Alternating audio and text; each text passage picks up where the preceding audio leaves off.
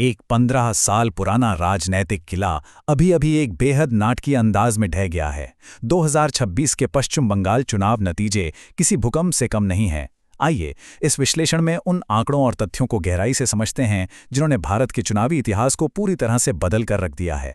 चलिए इसमें सीधे उतरते हैं। 206 ये ऐतिहासिक संख्या सिर्फ एक आंकड़ा नहीं है।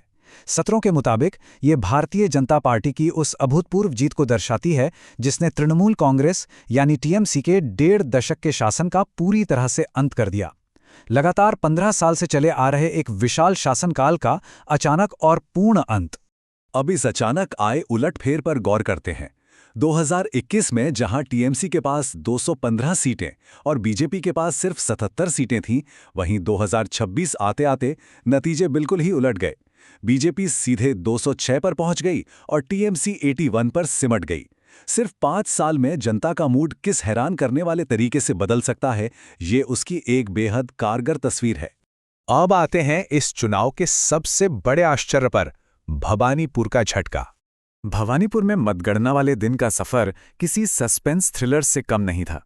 शुरुआती राउंड्स में ममता बनर्जी आराम से आगे चल रही थीं और लग रहा था कि किला बचा लिया जाएगा। लेकिन 15वें राउंड तक आते आते रुझान तेजी से उलटने लगे और फिर देर रात 20वें राउंड के अंत में हालात पूरी तरह बदल गए जब शुभेंदु अधिकारी ने जीत पर अपनी मुहर लगा दी।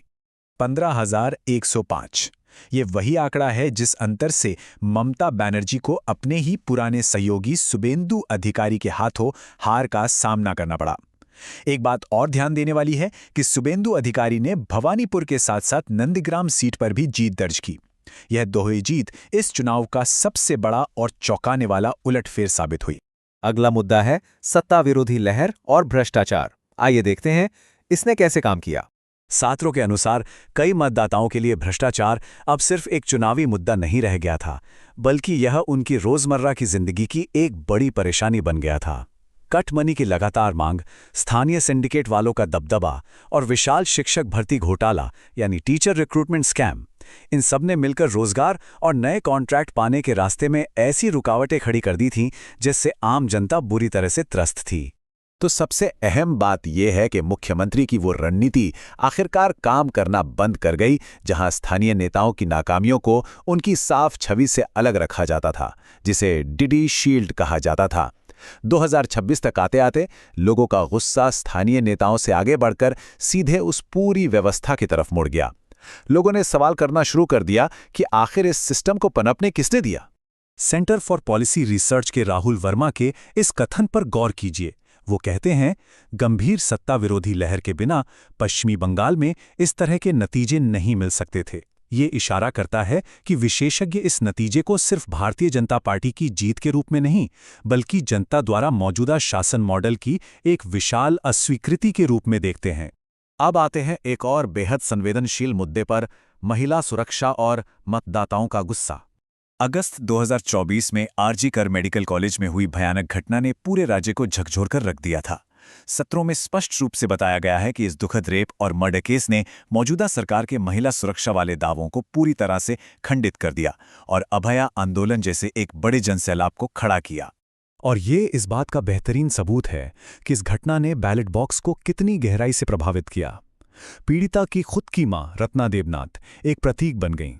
उन्होंने पानीहाटी विधानसभा सीट से बीजेपी के टिकट पर जीत हासिल की, जो इस बात का जीता जागता प्रमाण था कि राजनीतिक बदलाव की हवा किस ओर बह रही थी।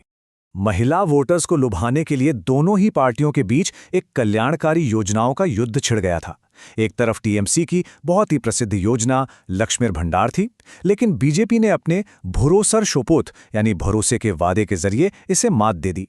उन्होंने 3,000 रुपए की मासिक सहायता का वादा किया, जो दोगुनी रकम थी, और इसने एक विशाल महिला वोट बैंक को अपनी ओर आकर्षित किया। अब बढ़ते हैं इस विश्लेषण के एक बेहद विवादास्पद हिस्से की तरफ, एसआईआर मतदाता निष्कासन। पहले इस ब्यूरोक्रेटिक शब्द को समझना जरूरी है। एसआईआर यानी स्पेशल इंटेंसिव रिवीजन आमतौर पर चुनाव से पहले मतदाता सूची को अपडेट करने की एक प्रशासनिक प्रक्रिया है, लेकिन 2026 के चुनाव में यही प्रक्रिया सबसे धमाकेदार और गर्मागर्म बहस का मुद्दा बनकर उभरी। 90 लाख। जी हां, सूत्रों के मुताबिक राज्य के लगभग 12% मतदाताओं को यानी करीब 90 लाख लोगों को वोटिंग लिस्ट से हटा दिया गया। एक ऐसी कार्यवाही जिसका पैमाना देखकर ही अंदाजा लगाया जा सकता है कि चुनाव पर इसका असर कितना विशाल रहा होगा। इस मुद्दे पर दो बिल्कुल विपरीत कथन सामने आए। चुनाव जीतने वाली बीजेपी का दावा था कि अवैध घुसपैठियों को हटाना देश की सुरक्षा के लिए बेहद जरूरी सफाई थी। वहीं विपक्ष यानी टीएमसी का आरोप था कि ये एक सोची समझी साजिश थी जिसके तहत मुसलमानों और मतुआ समुदाय के लोगों को मतदान के अधिकार से जानबूझकर वंचित किया गया। सत्रों में इन दोनों पक्षों की कशमकश को बराबरी से जगह दी गई है। अब यहाँ जो गणित सामने आता है वो वाकई दिलचस्प है। ध्यान दीजिए, भवानीपुर क्षेत्र में 47,000 वोटर्स को एसआईआर के तहत मतदाता सूची से हटाया गया और दूसरी तरफ ममता बनर्जी की हार का अंतर सिर्फ 15,105 था। यानी हटाए गए मतदाताओं की संख्या एक्चुअल हार के मार्जिन से लगभग 3 गुना ज्यादा थी। ये आंकड़ा सीधे तौर पर इशारा करता है कि चुनावी नतीजों में इस कदम की कितनी बड़ी भूमिका रही होगी। आखिर में आते हैं इसके राष्ट्रीय असर पर, भारत के परिदृश्य पर इसका प्रभाव। 92.93%।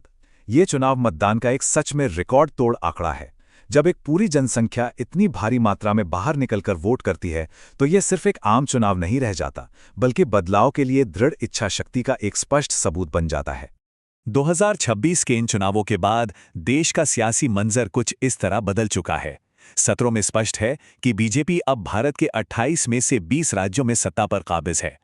इस नतीजे ने विपक्षी गठबंधन इंडिया को एक बहुत बड़ा झटका दिया है। साथ ही डबल इंजन सरकार का नैरेटिव अब पूरी तरह से मजबूत हो गया है।